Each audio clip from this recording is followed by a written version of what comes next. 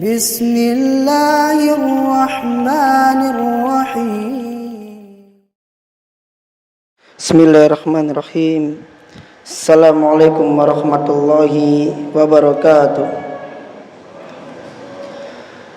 Innal hamdalillahi nahmaduhu wa nasta'inuhu wa nastaghfiruh wa na'udzu billahi min sururi anfusina wa min sayyiati a'malina. Man yahdihillahu fala mudhillalah wa man yudlil fala hadiyalah. Asyhadu an la ilaha illallah wahdahu la syarikalah wa asyhadu anna Muhammadan abduhu wa rasuluhu la nabiyya ba'da. Amma ba'du.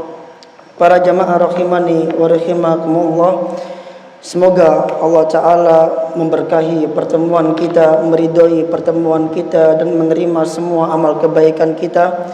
Karena sesungguhnya kita mengetahui bahwasannya tidak ada sesuatu yang langgeng di dunia ini. Sesungguhnya kita mengetahui bahwasannya tidak ada sesuatu yang abadi, yang awet di dunia ini.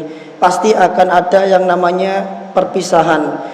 Namun kita berharap kepada Allah Azza wa Jal, semua orang yang bertemu dengan kita di majelis yang mulia ini, kita berharap kepada Allah agar Allah akan mempertemukan kita kelak semuanya di dalam surganya. Karena kita mengetahui dengan yakin dan betul, dan itu adalah akidah kita, bahwasanya cepat atau lambat semua yang akan ada, semua yang hadir di majelis ini akan berpisah. Barangkali ada di antara kita yang akan mendahului menuju perjalanan akhirat, atau akan ada orang-orang yang, atau mungkin saya yang akan mendahului menuju perjalanan akhirat. Namun berkumpulnya kita di sini, kita berharap kepada Allah agar Allah mengumpulkan kita lagi kelak di akhirat. Semoga juga berkumpulnya kita di majelis ini menjadi sebab Allah mengumpulkan kita di akhirat kelak. Berdasarkan hadis dari Nabi SAW, ketika ada seorang hamba yang masuk ke dalam neraka, kemudian ketika Allah Azza wa Jal mengizinkan orang-orang soleh untuk memberi syafaat kepada ahlu neraka, maka orang-orang soleh itu mengatakan, ya Allah, orang ini dahulu adalah orang yang sholat bersama kami, orang ini dahulu adalah orang yang puasa bersama kami, maka keluarkanlah ia dari neraka ya Allah, dan masukkanlah surga bersama kami. Maka orang-orang yang hadir di sini sekarang ini, para jamaah, adalah orang yang sholat bersama kita, adalah orang yang bermajlis bersama kita, ada orang yang berpuasa bersama kita, bersama-sama di Masjid Al-Jariyat ini.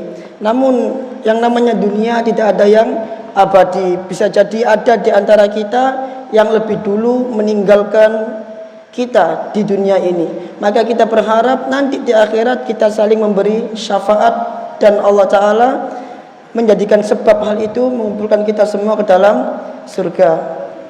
Sebelum kita masuk kepada pelajaran baru, kita ingin memurojaah pelajaran yang telah lalu.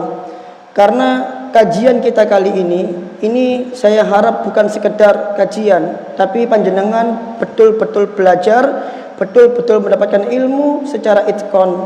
Sehingga di sini sifatnya saya bukan mengisi kajian saja, tapi sifatnya adalah lebih kepada saya mengajar panjenengan, sehingga panjenengan betul-betul belajar, jangan sampai apa yang didapat itu dilupakan begitu saja.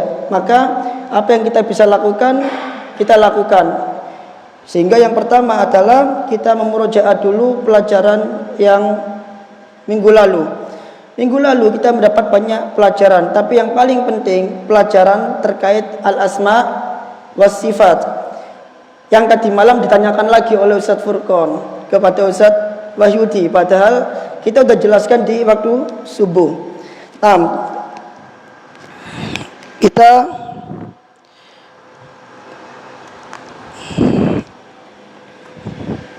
cek pelajaran yang lalu, kita ulangi sedikit, dan insya Allah tidak akan menghambat pelajaran kita kali ini, karena kali ini kita akan membaca sedikit hadis dan sedikit faedah saja. Nah, pada yang pertemuan tahun lalu Rasul alaihi wasallam mengatakan, Ar-Rahim sujnatun minar Rahman. Ar-Rahim, kata silaturahim itu diambil dari kata Ar-Rahman. Tayyib. Allah punya apa? Rahmat. Gede ya. Allah punya rahmat. Rahmat Allah ini menghasilkan berapa sifat? 2 sifat. Yang pertama adalah Ar-Rahman dan Ar-Rahim. Baik. Ar-Rahim, Ar-Rahman itu menghasilkan kata Ar-Rahim. Pendek. Ar-Rahim. Begini. Silaturahim itu diambil dari kata Ar-Rahman. Dari 2 sifat ini, maka 2 sifat ini diambil dari kata yang sama, yaitu rahmatun. Namun kedua sifat ini dia memiliki perbedaan. Apa perbedaan yang pertama? Masih ingat? Yang pertama, sifat Ar-Rahman itu berwazan fa'lan. Berwazan fa'lan. Kalau dia berwazan fa'lan, maka dia tidak boleh diberikan kepada makhluk. Artinya Ar-Rahman ini adalah nama khusus Allah Azza wa Jal. Sedangkan Ar-Rahim itu berwazan fa'ilun. Fa'ilun. Kalau berwazan fa'ilun, maka ini berlaku bagi Allah, berlaku bagi makhluk. Maka manusia tidak boleh dinamakan Ar-Rahman. Kalau mau dinamakan Ar-Rahman, maka harus ada tambahan abdu. Karena dia sifat khusus bagi Allah. Sedangkan Ar-Rahim, manusia boleh dinamakan Rahim tanpa tambahan abdun. Mengapa? Karena Ar-Rahim itu adalah sifat dari Allah Azza wa Jal. Sedangkan Ar-Rahman itu adalah nama dari Allah Azza wa Jal. Naam. Kemudian yang kedua, Ar-Rahman ini adalah sifat datiyah. Ar-Rahim ini adalah sifat fi'liyah. Nah, karena Ar-Rahman sifat dat, maka dia tidak boleh dinamakan kepada makhluk. Apa dalil Ar-Rahman sifat dat?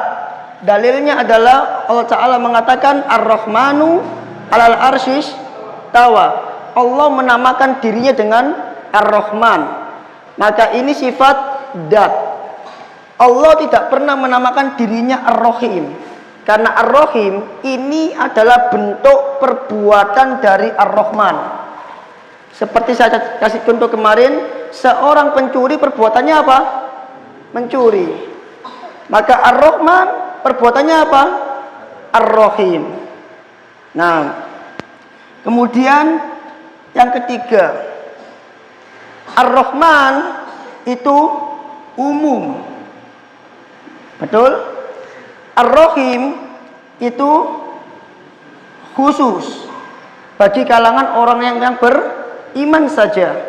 Tapi di sana ada dalil, ada penjelasan para ulama di mana Ar-Rahim ternyata juga berlaku bagi seluruh manusia, tidak terbatas pada orang beriman saja. Di mana Allah mengatakan dalam surah Al-Baqarah juz 2, wa kanallahu binnasi la raufur rahim. Saya ulangi lagi, wa kanallahu binnasi la raufur rahim. Dan Allah terhadap manusia itu maha penyayang, lagi maha la raufur rahim, maha penyayang lagi maha pengasih atau penyayang. Dikatakan manusia berarti mencakup muslim dan kafir. Maka dari ayat ini, baik orang-orang muslim maupun orang-orang kafir, Allah itu Rahim. Paham? Terus saya jelaskan apa bedanya dengan ayat wa kana bil mu'minina rahima. Dan Allah hanya kepada orang-orang yang beriman saja ar-rahim. Bedanya adalah, saya jelaskan, kalau di dunia maka ar-rahim Allah ini mencakup semuanya. Tapi kalau sudah di akhirat, maka ar-rahim Allah ini hanya berlaku bagi orang-orang yang beriman saja. Nah, dari penjelasan ini, maka kita bisa ambil kesimpulan dua hal dari sifat dan nama-nama Allah. Apa itu? Yang pertama, ada nama Allah itu, ada nama Allah istilahnya gini, Asmaun, bukan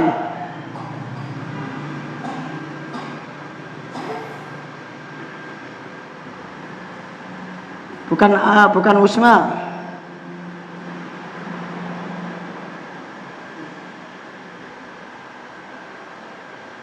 Asmaun mukhtassun billah. Ada nama-nama Allah itu yang khusus bagi Allah saja, nggak boleh bagi makhluk. Ada nama-nama Allah itu yang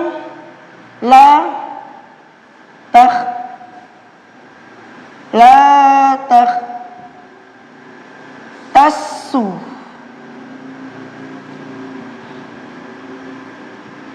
billahi. Ada nama Allah itu yang tidak khusus bagi Allah saja.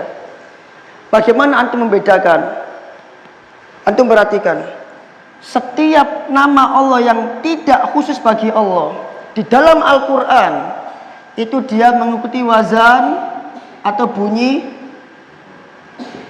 fa'ilun, rohimun, apalagi azizun, majidun, tadi malam majidun, apalagi alimun, apalagi basirun, sami'un.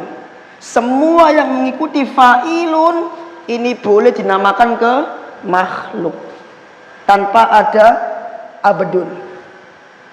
Paham? Sedangkan nama yang khusus bagi Allah, kalau kita lihat, kalau kita perhatikan, itu dia mengikuti wazan fa'lanu yang pertama. Contoh, Rohmanu, sama bunyinya kan? Maka Rohmanu itu khusus bagi Allah.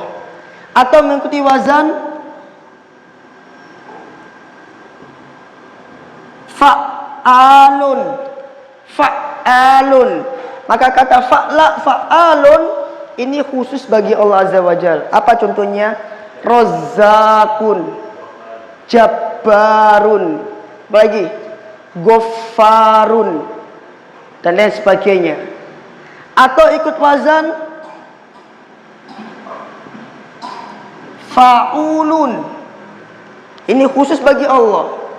Apa contohnya? Ghafurun, Syakurun, dan lain sebagainya. Paham? Jadi jenengan tahu sekarang mana nama Allah yang boleh dinamakan ke makhluk dan mana nama Allah yang tidak boleh dinamakan ke makhluk. Karena Asmaul Husna itu ada nama yang khusus bagi Allah, ada nama yang tidak khusus bagi Allah. Nggak boleh makhluk diberi nama Rob, nggak boleh.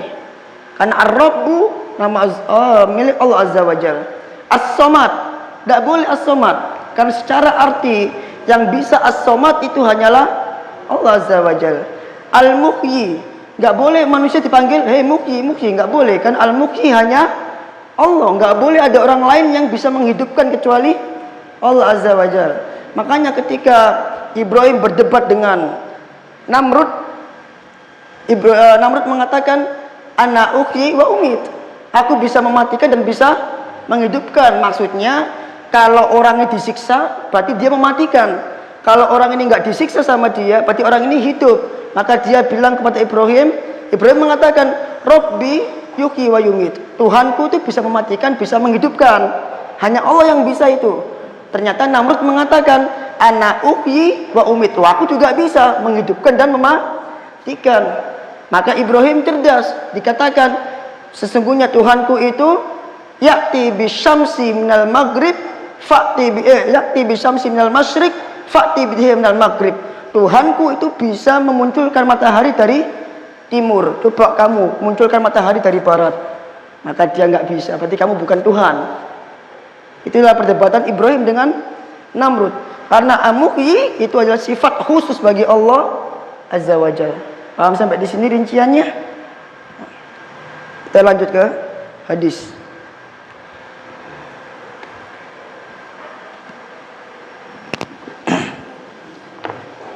Naam. Qala al-mu'allif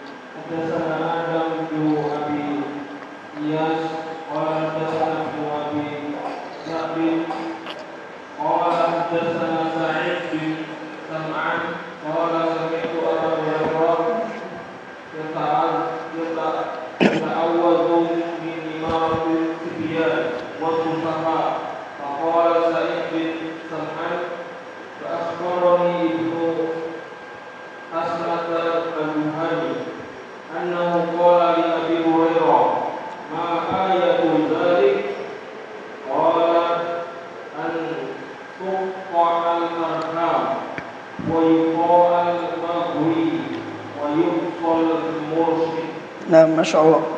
Ini hadis yang luar biasa, meskipun di dalamnya ada penjelasan dari para ulama terkait hadis ini. Al-Imam Bukhari mengatakan haddatsana Adam ibn Abi Iyas telah menceritakan kepada kami Adam bin Abi Iyas. Antum perhatikan, Adam bin Abi Iyas ini termasuk di antara guru-guru Al-Bukhari rahimahullah yang Al-Bukhari mendatangi dia dan belajar dengan dia secara tatap muka. Makanya Al-Bukhari meriwayatkan hadisnya Adam bin Iyas dan memasukkan hadisnya ke dalam Sahih Bukhari. Sebab apa? Sebab hadis yang dimasukkan Al-Bukhari ke dalam Sahih Bukhari, di antara syarat hadis itu adalah Al-Bukhari harus bertatap muka langsung dengan gurunya. Apabila Al-Bukhari mendengarkan hadis ini sahih, tapi Al-Bukhari tidak bertemu langsung dengan perawi hadisnya langsung, dia mendengar dari orang lain, tidak bertemu langsung dari gurunya, maka hadis ini meskipun sahih tidak dimasukkan ke dalam Sahih Bukhari. Tapi sama Imam Muslim dimasukkan ke dalam Sahih Muslim. Makanya kita melihat kadangkala ada hadis yang disepakati antara Bukhari dan Muslim. Ada hadis yang hanya Bukhari saja yang meriwayatkan, ada hadis yang hanya Muslim saja yang meriwayatkan, padahal sama-sama sahih. Tapi Bukhari tidak mau meriwayatkan hadis dari Muslim tersebut. Mengapa? Karena syarat sahih dalam Sahih Muslim itu adalah tidak dipersyaratkan ketemu langsung. Paham? Sedangkan syarat sahih dalam Sahih Bukhari diantaranya adalah itu dia harus bertemu langsung dengan guru. Adapun Imam Muslim mengatakan, oh, tidak harus bertemu langsung, selama dia sezaman dan dia sahih maka dia boleh diterima. Imam Bukhari tidak mau. Imam Bukhari lebih ketat. Oh tidak, meskipun sahih, meskipun sezaman harus bertemu langsung. Inilah di antara faktor kenapa Sahih Bukhari itu derajatnya lebih tinggi daripada Sahih Muslim. Paham?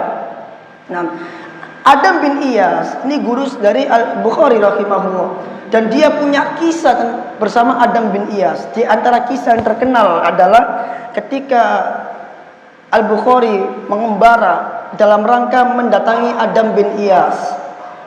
Al-Bukhari mengatakan, fafaqattu nafaqati. Di tengah perjalanan aku pun kehabisan bekalku. Kemudian aku pun memakan rumput karena habis bekal. Jadi kisah Al-Bukhari memakan rumput ketika belajar. Rumput nggih Pak, bukan sayur-sayuran. Rumput. Jenengan pernah coba makan rumput? Enggak enak rasanya. Sepet. apalagi dalam jumlah banyak untuk mengenyangkan perut. Al-Bukhari demikian, dia makan rumput hanya karena dia kehabisan bekal.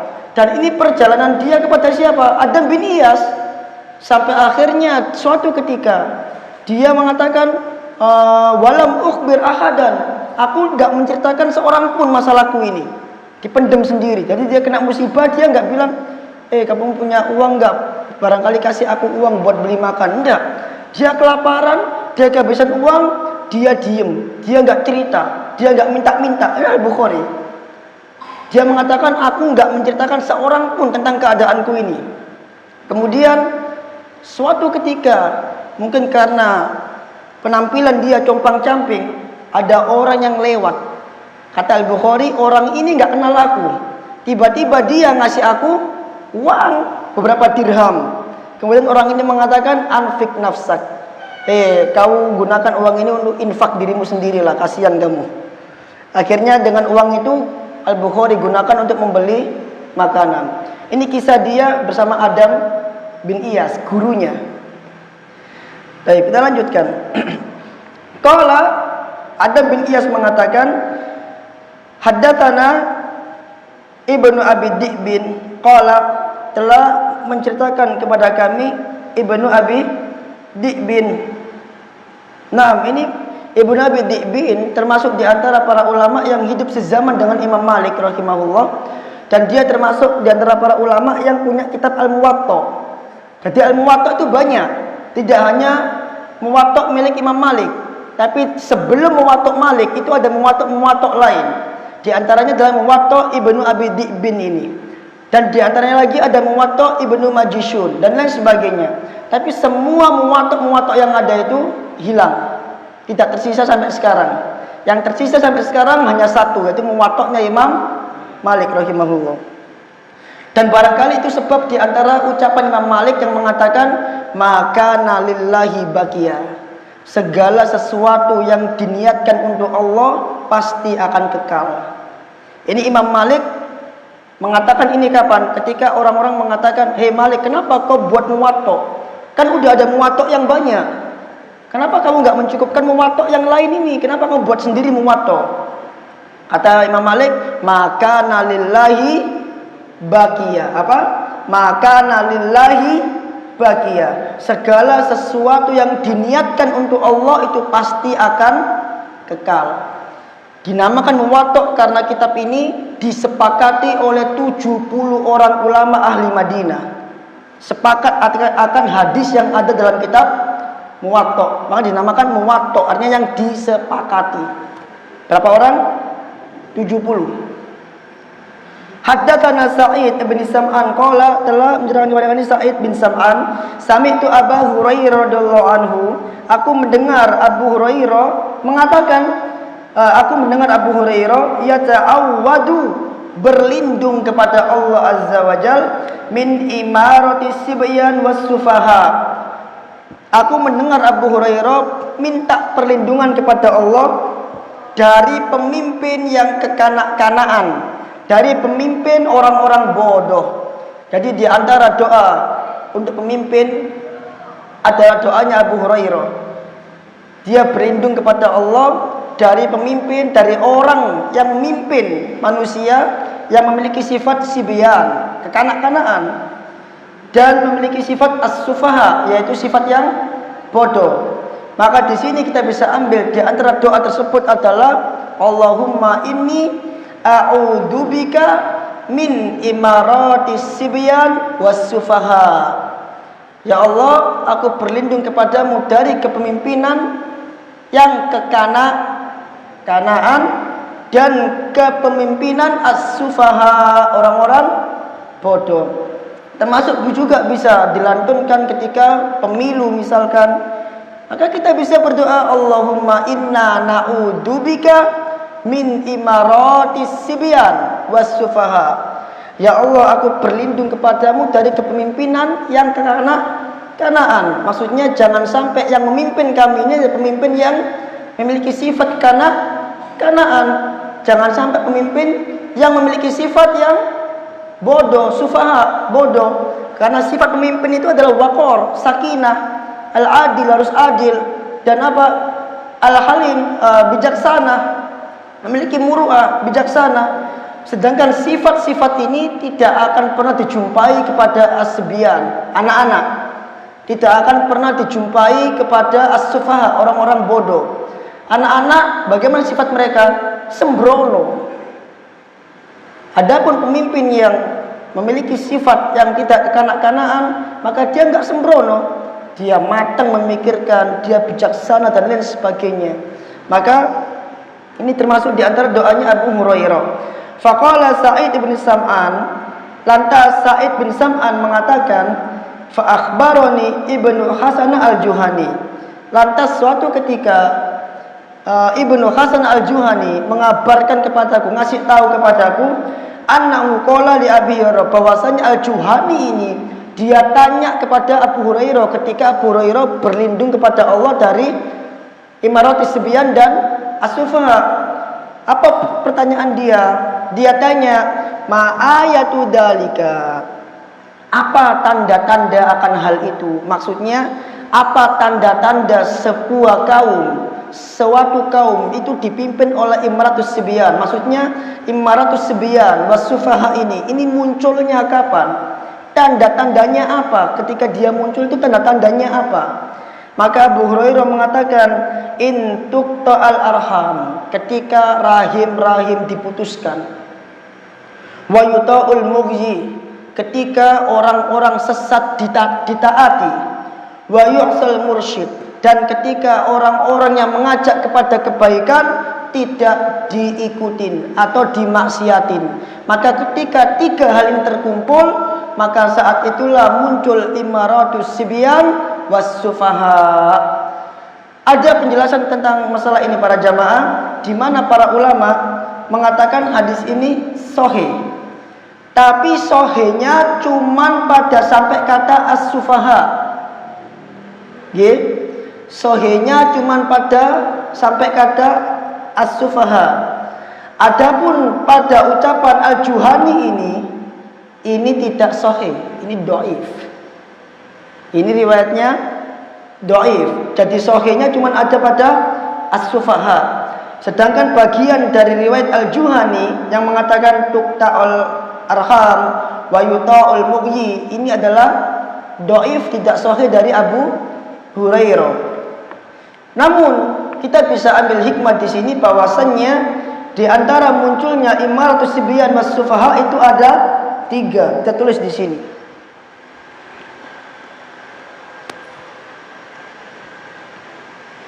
Ini kalau diujikan bisa jawab nggak kira-kira nanti? Hah? Mana ini?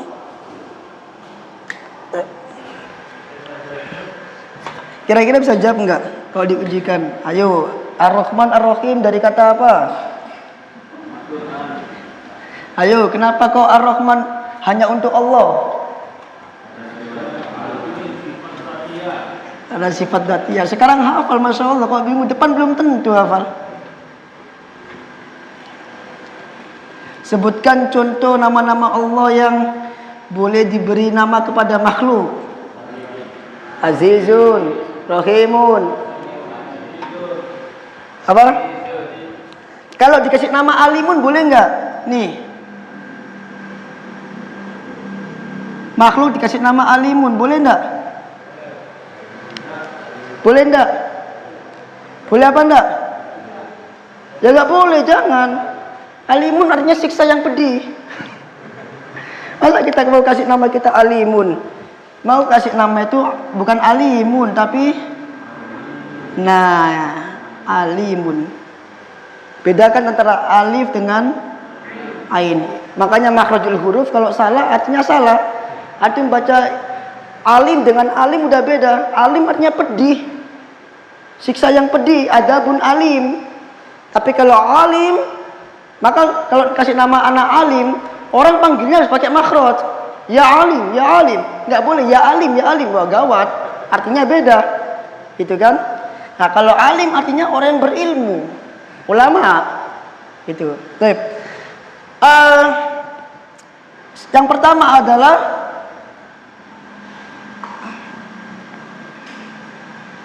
Gini ya. Tuk ta'u ar-rahim. Putusnya silaturahim. Ini menjadi sebab keluarnya imaratus sibyan was sufaha. Dan ini sudah merebak di sekarang ini, di zaman ini, bagaimana memutuskan silaturahim sudah merebak. Buktinya apa? Ma'ruf, kita dengar berita bagaimana anak menuntut orang tua karena hutang. Orang tua aku punya hutang sekian miliar, dituntutlah ke polisi di pengadilan. Luar biasa. Tukta rahim. Ya kan? Kemudian jamaah yang paling penting, yang namanya pemimpin, itu sunnatullahnya ya. Sunnatullahnya, Imam Bukhari menulis bab masalah ini. Imam Bukhari mengatakan, tidak akan datang seorang pemimpin melainkan dia pasti lebih jelek dibanding sebelumnya. Ini sunnatullahnya. Jadi ketika pergantian pemimpin, kok lebih jelek, sunnatullah. Emang Allah jadikan seperti itu sampai hari kiamat nanti. Lebih jelek daripada sebelumnya. Mengapa? Seiring dengan jeleknya manusianya. Karena tidak ada istilahnya manusia itu mendekati kiamat bagus, nggak ada. Manusia mendekati kiamat semakin jelek, semakin jelek, semakin jelek. Maka pemimpinnya pun juga akan semakin jelek, semakin jelek, semakin jelek. Dan Allah mengatakan wa kadzalika nuwalli ba'dadz zalimina ba'dan bima kanu yaksibun. Dalam surah Al-An'am Allah mengatakan demikianlah kami jadikan orang-orang dolim itu berkuasa atas sebagian yang lain. Apa sebabnya Allah jadikan orang dolim berkuasa? Bima kanu yaksibun. Disebabkan apa yang mereka lakukan. Apa yang mereka lakukan kira-kira? Kedoliman juga. Ketika mereka melakukan kedoliman, maka Allah jadikan orang dolim berkuasa atas mereka. Maka dakwah tauhid ini dakwah yang penting, harus jalan. Karena dengan dakwah tauhid Allah jadikan pemimpin ini baik. Tukta rahim. Kemudian yang kedua adalah apa yang kedua di situ?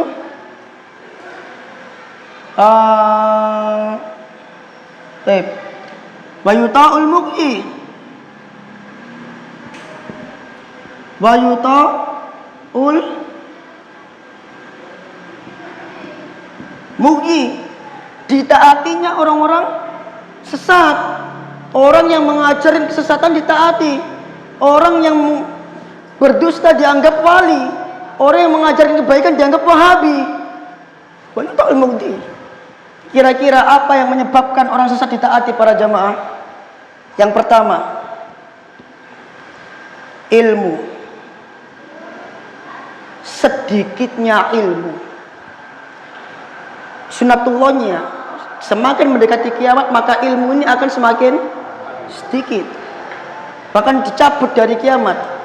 Rasul SAW mengatakan, innallaha la yaqbidul ilma intiza'an yantazi'u minal ibad. Sesungguhnya Allah tidak mencabut ilmu secara langsung dari dada para hambanya. Wa innahu yaqbidul ilma biqatbil ulama. Sesungguhnya Allah itu mencabut ilmu dengan diwafatkan para ulama. Jadi bukan diangkat langsung begini tiba-tiba orang mendadak menjadi bodoh, bukan. Tapi yang berilmu dimatikan dulu sama Allah. Kalau orang yang berilmu dimatikan, maka ilmu hilang. Kok bisa? Karena ilmu itu tersimpan di dada para ulama. Paham ya? Ilmu itu tersimpan di dada para ulama. Dari apa yang disimpan ini ditulislah di kitab oleh para ulama. Yang ditulis di kitab itu tidak semua mewakili apa yang disimpan di dalam dada. Maka ketika dia wafat, ilmu pun ikut pergi bersama dirinya. Oleh karena para ulama mengatakan kepergian para ulama itu tidak bisa digantikan kitab. Karena orang bodoh tidak akan bisa memahami kitab tanpa bimbingan ulama. Sehingga kalau ulamanya meninggal, wafat, bagaimana dia memahami kitab ini? Gitu kan? Maka butuh syarah kitab ini kan, butuh penjelasan. Nah kalau ulamanya nggak ada, bagaimana menjelaskan? Maka dia nggak bisa memahami hal itu. Ya kan? Itulah kenapa Perginya ulama itu perginya ilmu, karena ilmu disimpan di dada para ulama, di hafalan mereka, ya kan? Hatta lam yubaki, sampai nggak tersisa di manusia ini kecuali apa? Ru'usan orang-orang bodoh. Fattahu dan nasu ru'usan juhalan, karena udah meninggal semua orang beriman kata Rasul, maka orang-orang mengambil orang-orang yang bodoh sebagai ru'us, sebagai pemimpin. Orang-orang sesat sebagai pemimpin. Dianggap berilmu karena tidak ada orang yang berilmu lagi, sehingga orang sesat ini dianggap seorang alim. Seperti video yang viral kapan lalu yang faida qadi fa inna qolli gagal, apa itu video yang viral, ada seorang dukun memakai bahasa Arab yang bukan bahasa Arab, dianggap pemimpin, dianggap orang berilmu karena sedikitnya orang berilmu. Fasuilu wa aftau, orang ini ditanya wa aftau, dia pun menjawab. Fadollu wa adollu, lantas orang ini sesat dan dia menyesatkan. Maka yuta'ul muqi, sedikitnya ilmu. Yang kedua apa? Sedikitnya orang alim. Sedikitnya orang alim. Makin banyak orang sesat yang ditaatin. Orang gila dianggap wali majdub kata mereka.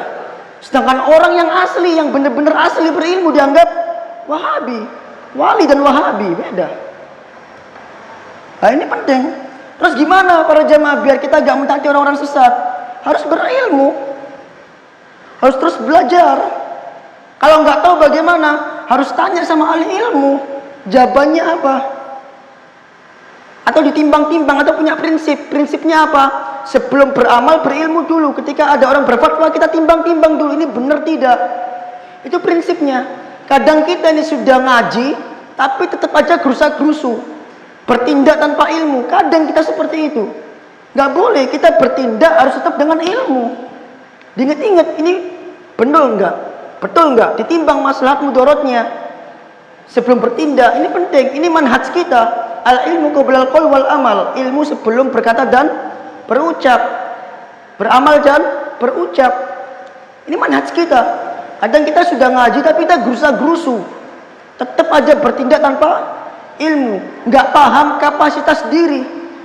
Kalau sudah merasa tidak berilmu, maka jangan ceramah. Nah kan gitu, harus ada kapasitas diri, paham ilmu dulu yang tak sampaikan ini aku paham tidak, aku hafal tidak, ilmu dulu, biar tidak jadi apa, biar tidak jadi dolu fa'adolu, sesat dan menyesatkan. Kemudian yang ketiga, yang terakhir adalah yu'sal mursyid, gitu ya.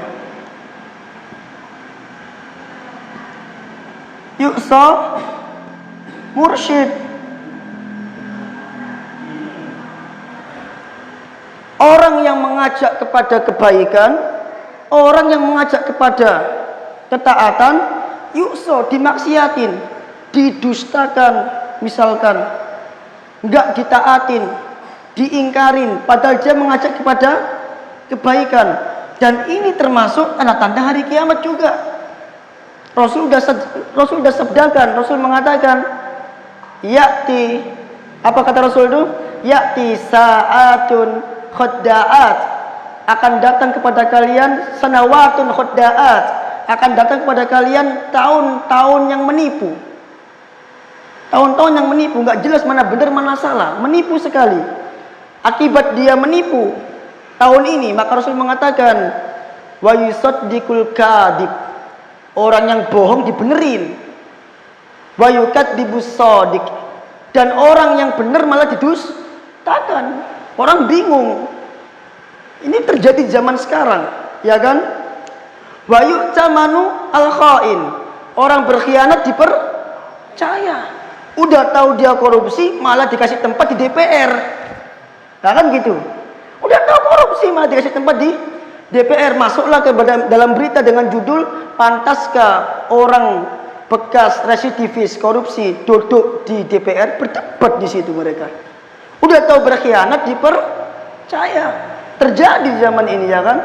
Wa yukhawwinu al-amin, orang yang jujur, orang yang dipercaya malah dihianati. Terjadi zaman ini, kan? Dan yang terakhir kata Rasul, di tahun-tahun itu kata Rasul, apa? Wayantiqu fiha arwaibido. Orang bermunculan banyak ruwaibido yang mulai ngomong. Para sahabat penasaran, apa arwaibido ya Rasulullah? Rasul mengatakan, ar-rajulu tafih min amril amah, yaitu orang-orang bodoh yang dia ngomong masalah-masalah umat. Orang-orang yang nggak punya ilmu tapi berani ngomong urusan orang banyak. Kalau ada orang bodoh ikut campur urusan orang banyak, yang terjadi apa? Urusan ini malah semakin lebar. Urusan ini malah semakin membesar. Fitnahnya malah semakin besar. Kenapa? Karena banyak orang-orang yang nggak punya ilmu, yang tidak paham kapasitasnya, ikut campur dalam masalah yang dia nggak punya ilmu. Sudahlah, kalau nggak punya ilmu jangan ikut ngomong. As-sukut, diam saja. Agar apa? Agar masalah tidak bertambah besar. Karena kadang diam itu lebih selamat daripada ngomong. Kalau antum ngomong tidak bisa menyelesaikan masalah, mending diam. Biar nanti yang menyelesaikan masalah yang ahlinya saja. Ya kan? Seperti itu. Kenapa kok banyak sesuatu amburadul? Karena semua orang ikut campur di situ. Padahal mereka nggak ahli. Biarkan ahlinya yang bicara. Yang nggak ada masalah besar, nggak punya ilmunya, ikut buat status. Runyam nanti. Nggak selesai ini masalah, malah semakin besar. Kayak masalah yang baru-baru kemarin, masalah asy'ara adalah musik. Semuanya ikut ngomong, semuanya ikut buat status, padahal nggak punya ilmu, tidak bisa baca kitab misalkan. Maka masalah itu semakin apa? Semakin lebar, seperti bola liar.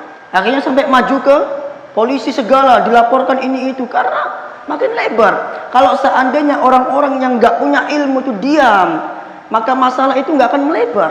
Arwaibido, tanda-tanda hari kiamat. Orang-orang yang berbicara urusan banyak, dia nggak tahu ilmunya, dia ikut ngomong. Oh, kalau menurut saya, jangan. Kau punya ilmu tidak? Kalau nggak punya ilmu jangan menurut saya, nanti yang ada malah rusak. Diam, sukut, biar masalah cepat selesai. Karena yang menyelesaikan orang-orang yang berilmu. Kalau semua ikut ngomong, hancur nanti. Orang bangun bangunan, sudah ada ahlinya, sudah ada arsiteknya. Tapi yang lain yang bukan arsitek ikut campur. Harusnya ini nggak kayak gini. Harusnya ini yang benar ini pakai bahan ini, ikut campur semuanya. Akhirnya bangunannya beleot-beleot. Karena ahlinya banyak. Sudah dikasih tahu satu ahli, yang ngomong banyak. Nggak jadi bangunannya beleot-beleot. Ikut campur. Gitu loh. Jadi kalau nggak punya ilmu jangan ikut campur. Nanti jadi roibido kata Rasul sallallahu alaihi wasallam. Ya kan? 3 tanda tadi kata Rasul tentang masalah yu'sul mursyid. Ini penting, yaitu orang dusta dibetulkan, orang jujur malah didustakan. Nggak percaya dia sama orang jujur, malah dianggap Wahabi. Udah dikasih tahu tuh suri, oh kau Wahabi. Giliran ada orang cerita, saya punya guru bisa terbang langsung ke Mekah begini. Oh, ini bener orang ini. Dibenerin. Nah, ini jadi datang ini sudah. Dan yang kedua apa tadi? Orang yang berkhianat dipercaya. Orang yang jujur malah dihianati. Yang paling penting yang berkaitan dengan manhaj kita adalah arwaibido ini, yaitu ar-rajul tafi, orang bodoh yang ngomong urusan orang banyak. Itu namanya apa? Arwaibido. Sampai gede biar melek kita ini. Biar kita paham ini, arwaibido ini. Udah marah ini. Bahkan di kalangan teman-teman salafi mungkin yang nggak punya kapasitas ikut ngomong masalah tersebut. Saya kalau nggak punya kapasitas, saya diam. Karena urusan banyak itu urusan umat kaum muslimin. Jangan orang ikut andil dalam merusak kaum muslimin. Kok bisa ikut andil? Ya karena dia nggak punya ilmu ikut ngomong. Berarti dia ikut andil dalam merusak kaum muslimin. Jangan, kasihan kaum muslimin nanti. Saya kalau nggak punya kapasitas dalam suatu masalah, maka saya diam. Saya nggak akan ngomong kecuali saya nemu kitabnya atau apa. Baru saya akan ngomong. Selama saya nggak punya ilmunya, maka jangan ngomong, karena ini terkait urusan kaum muslimin dan kita akan ditanya tentang masalah itu. Nah, arwah gitu. Baik, sampai di sini dulu. Barangkali ada yang mau ditanyakan. Nah,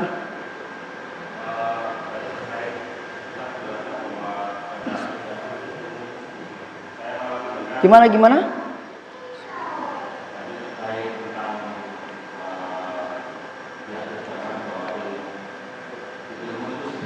Hmm.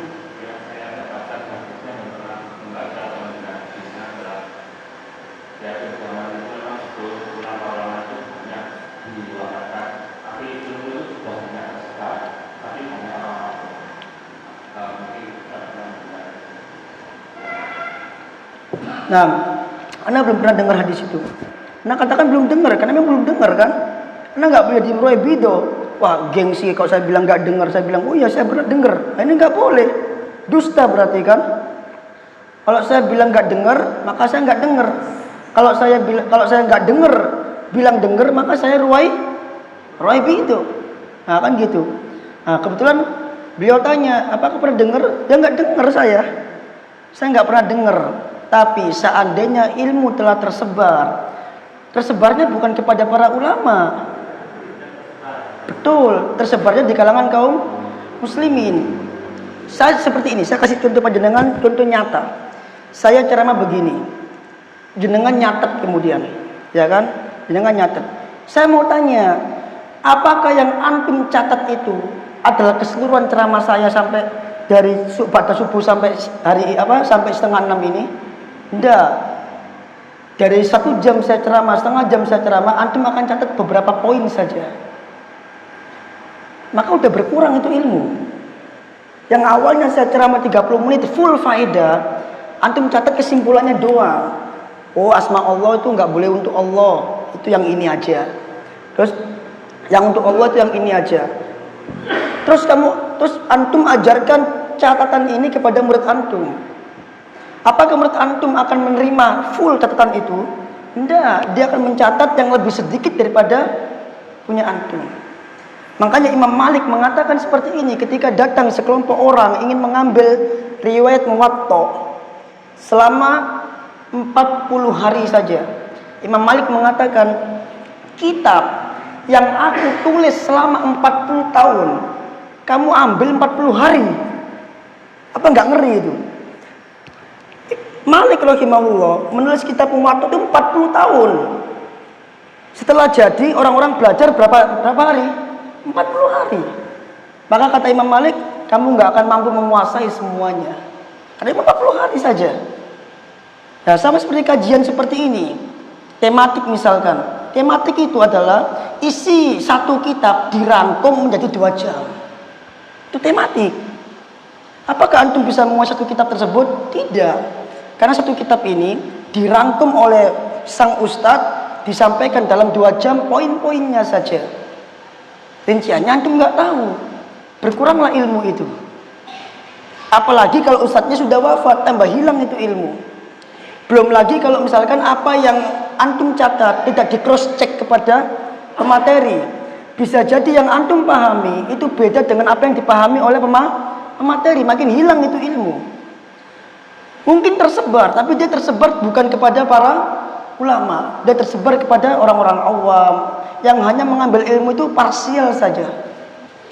Kalau seandainya ada hadis seperti itu.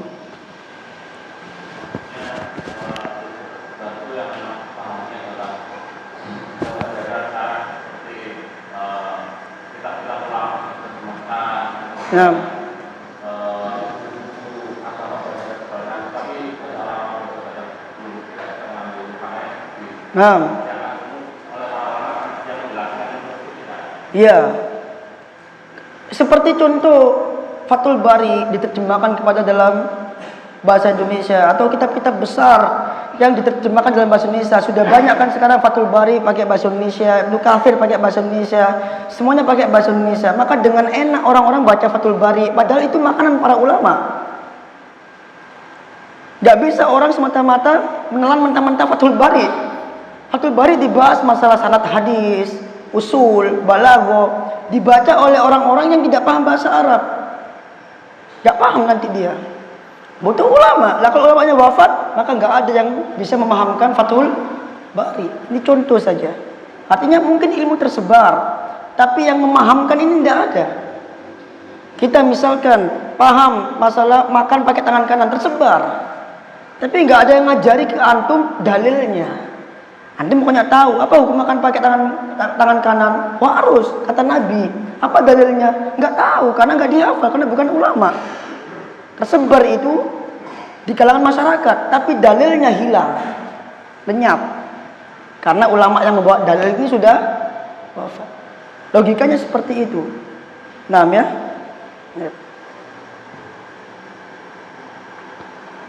Urut, betul. Silakan.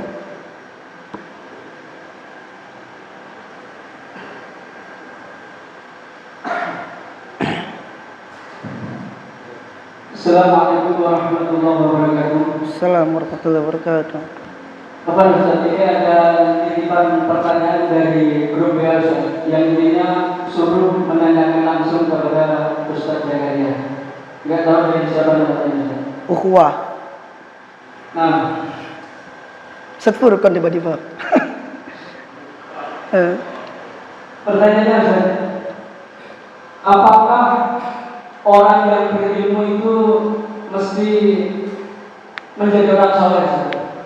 Kemudian pertanyaan selanjutnya, bolehkah kita mengambil ilmu dari ustadz yang gemar mentahbir ustadz lain sama-sama khususnya?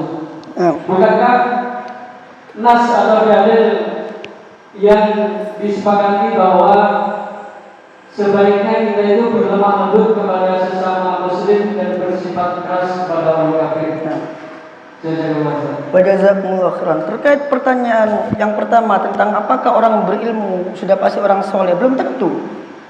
Tapi sebab menjadi soleh itu adalah berilmu. Tapi ketika berilmu dia belum tentu menjadi soleh. Para ulama mengatakan seorang alim yang dia tidak mengamalkan ilmunya, maka dia jahil, bodoh. Termaktub dalam ucapan para salaf, seorang berilmu yang dia tidak mengamalkan ilmunya, maka sebenarnya dia adalah jahil, bodoh. Mengapa? Karena ilmunya nggak bermanfaat. Yang seharusnya ilmunya itu lebih menjadikan dia mengenal Allah Azza wa Jal, ternyata tidak menjadikan dia takut kepada Allah, tetap aja dia maksiat. Padahal secara logika harusnya orang ini dengan ilmunya itu lebih kenal sama Allah. Kalau orang lebih kenal sama Allah, harusnya lebih takut sama Allah. Tapi ternyata dia justru malah maksiat. Maka kata para ulama, orang ini jahil, bukan alim. Sedangkan orang yang bodoh, yang dia mengamalkan ilmunya, maka dia alim dalam hal tersebut. Misal, antum mendapatkan ilmu dari kajian makan pakai tangan kanan, antum amalkan, maka antum alim dalam masalah tersebut. Sedangkan orang yang alim, yang punya banyak ilmu, makanya orang ancaman neraka yang pertama kali itu adalah orang alim dulu. Bukan orang bodoh dulu, orang alim dulu yang dimasukkan ke neraka oleh Allah Azza wa Jalla, diancam. Karena dia gak mengamalkan ilmunya.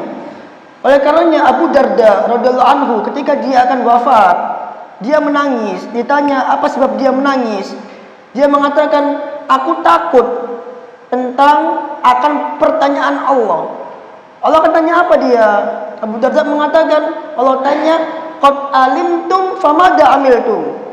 Dia takut kalau Allah tanya seperti itu. Dia mengatakan, aku takut kalau Allah tanya, qad alimtum, hai Abu Darda, kau telah berilmu, famada amiltum. Lantas apa yang telah kau amalkan dari ilmumu? Dia khawatir kalau ternyata ketika di depan Allah ada ilmu yang belum dia amalkan. Ini para sahabat yang dijamin masuk surga oleh Allah dan Rasulnya. Takut kalau dia nggak mengamalkan ilmunya, dan dia nangis ketika sakratul maut. Qad amiltum famada qad alimtum famada amiltum. Kau telah berilmu, kau sudah tahu, famada amiltum. Lantas apa yang telah kau amalkan dari ilmumu itu? Banyak para salaf mengatakan, kalau kau berilmu, minimal kau amalkan ilmumu meskipun hanya sekali saja, agar nanti punya hujah di hadapan Allah Ta'ala. Jadi nggak mesti orang berilmu itu soleh. Tapi untuk mencapai kesolihan, di antara jalannya adalah berilmu. Karena kesolihan itu didapat dengan cara mengenal Allah Ta'ala. Dan mengenal Allah ini tidak didapat kecuali dengan berilmu. Adapun kalau orang sudah berilmu, udah kenal Allah, tapi dia nggak takut sama Allah, tetap maksiat, maka dia tidak mengamalkan ilmunya. Belum tentu. Kemudian yang kedua, tentang mengambil ilmu dari ustadz-ustadz yang suka tahdir. Anak tanya kepada panjenengan, ustadz-ustadz yang suka tahdir ini, takdir adalah nasihat katanya. Dia ahlus sunnah atau bukan? Ahlus sunnah. Selama dia ahlus sunnah, maka kita ambil ilmunya. Kita boleh menerima ilmu dari dia. Tapi ada tanbih, ada tanda petik. Hati-hati. Mengapa? Terkait tentang masalah akhlaknya.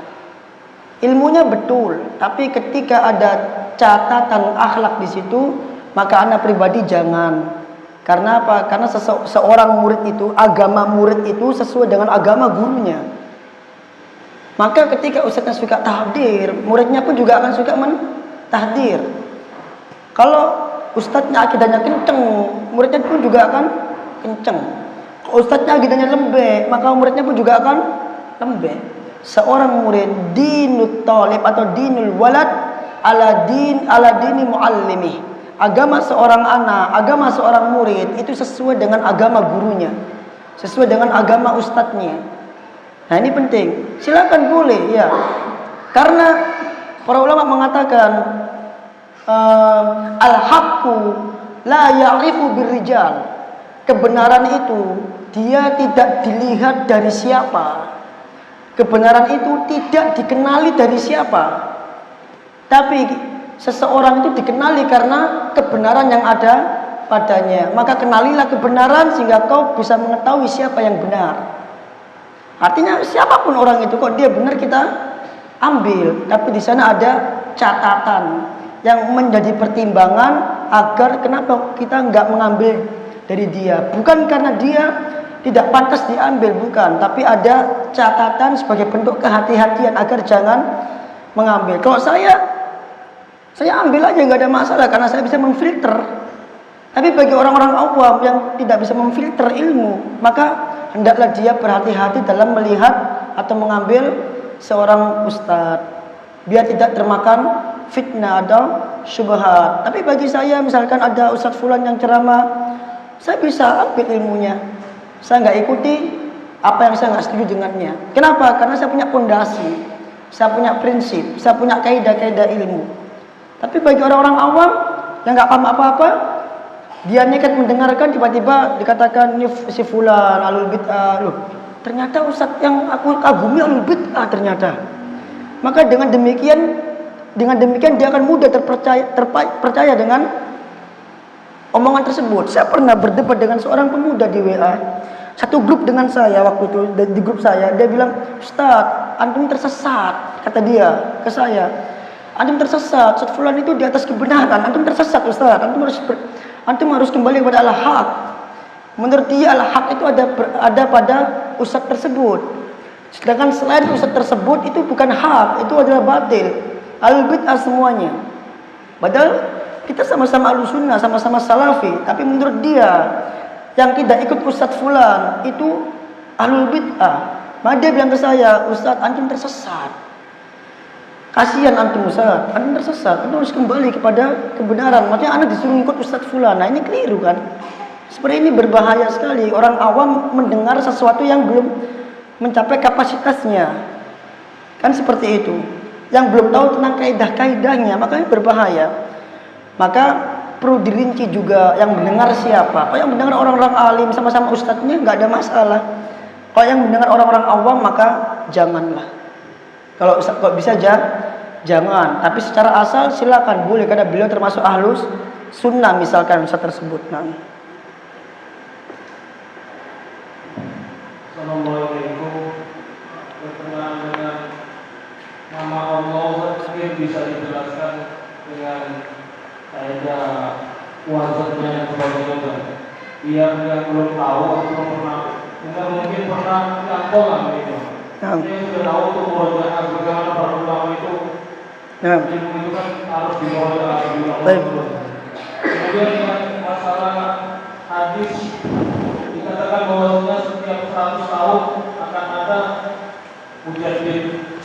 baharu dengan mengembalikan agama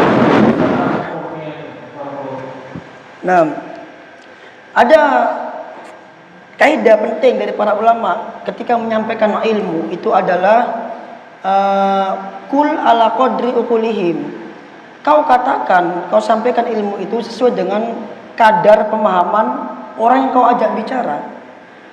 Jadi ketika kita melihat bahwa orang yang kita dakwai, orang yang kita nasehatin itu nggak paham bahasa kita, maka jangan pakai bahasa tersebut. Nah, anak kasih contoh ini. Grup kita ukhuwah itu banyak orang nggak bisa bahasa Arab. Terus antum kirim video bahasa Arab, ya orang nggak paham. Ya, ini menyelisih kaidah dari Rasulullah SAW yang mengatakan sampaikan sesuai dengan kadar pemahaman mereka. Kenapa kok anak nggak sampaikan fa'lanu termasuk apa, fa'ilun termasuk apa dalam nahwu? Karena akan semakin ruwet. Contoh, anak kasih contoh. Kayak tadi malam, antum ingat di dalam as-Sa'di tadi malam itu dikatakan kalau al-majidu itu rofa, maka dia naat kepada Allah. Kalau al-majidu itu jer, maka dia naat kepada arsy. Antum paham itu? Setelah Isya itu Ustaz Wahyudi ngomong sama ana. Itu jamaah enggak paham itu, ana bingung ngasih pemahamannya itu. Itu terkait nahwu. Ana bilang, Ustaz, antum harusnya pakai papan tadi malam. Antum jelasin jer itu kayak gimana, rofa itu kayak gimana. Itu kaidah bagus sebenarnya tadi malam itu. Dul arsyil majidi. Kalau dibaca dul arsyil majidu itu beda. Di Al-Qur'an kita dul arsyil majidi. Dalam qiraah lain, dalam riwayat lain, qiraah Ibnu Katsir kalau nggak salah itu dia baca dul arsyil majidu. Nah, kalau dia rofa itu di doma maksudnya. Kalau dia majidu, maka al-majid ini sifatnya Allah. Kalau dia al-majidi, jer itu artinya kasroh. Kalau al-majidi, maka al-majidi ini menjadi sifatnya aras.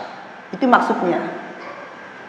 Jadi ketika seorang ulama membaca dalam qiraah Ibnu Katsir dul arsyil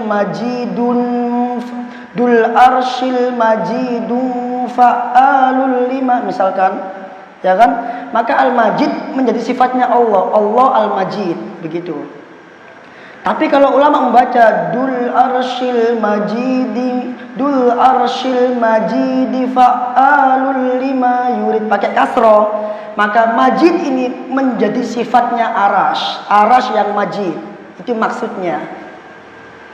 Nah, itu kenapa nggak disampaikan? Antum akan bingung nanti maksudnya.